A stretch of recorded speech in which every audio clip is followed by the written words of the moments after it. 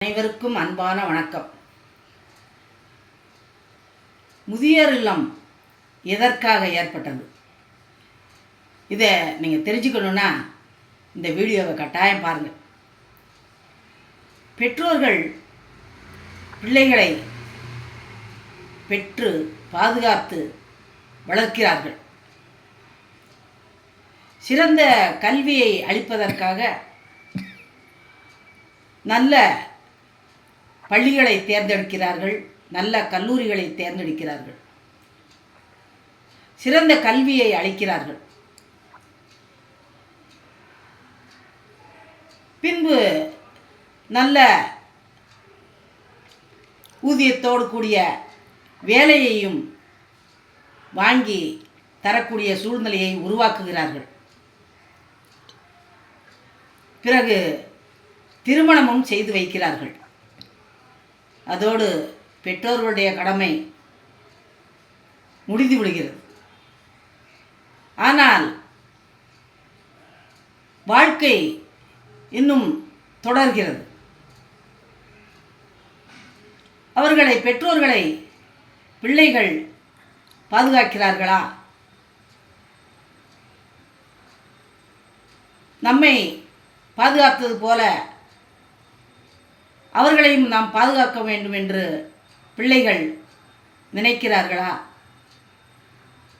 அரிதாக உள்ளது. ஏனென்றால் அவர்கள் ஊதியம் பெறுவதற்காக பல்வேறு சூழ்நிலைகளுக்கு தள்ளப்படுகிறார்கள். முன்பெல்லாம் கூட்டு குடும்பம் இருந்தது. தாத்தா பாட்டி எல்லோரும் இருந்தார்கள். மாமா அத்தை எல்லோரும் சேர்ந்து இருந்தார்கள். இப்பொழுது உள்ள பிள்ளைகள் அதையெல்லாம் விரும்புவதில்லை. அதனால் பெற்றோர்களை முதியோர் இல்லத்திற்கு அனுப்ப துணிகிறார்கள். சூழ்நிலையும் உருவாகிறது. அவர்களும் பெற்றோர்கள் தானே.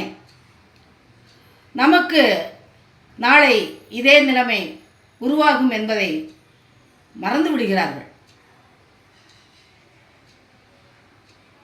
காரணம், அவர்கள் சுயநலமாக யோசிக்கிறார்கள். முன்பு இருந்த நிலைமையை மறந்து விடுகிறார்கள். இப்பொழுது ஒரு மரம் பூத்து காய்த்து நன்றாக பழுத்து பழங்களை கொடுத்த பின் அதை நாம் வெட்டிவிட்டால் அது நன்றாக இருக்காது. மறுபடியும் அது காய்க்கும், பழுக்கும். அவர்களுடைய உதவியும் தேவைப்படும் என்பதை மறந்து விடுகிறார்கள். இதே போலதான் பெற்றோர்கள் அவர்களுடைய உதவி பின்னால் தேவைப்படும் என்பதை மறந்து விடுகிறார்கள். அதனால் பெற்றோர்களை முதியோர் இல்லத்திற்கு தள்ளக்கூடிய சூழ்நிலை உருவாகிறது. நமக்கும் நாளை இதே கதிதான் என்பதை மறந்துவிட வேண்டாம். நன்றி, வணக்கம்.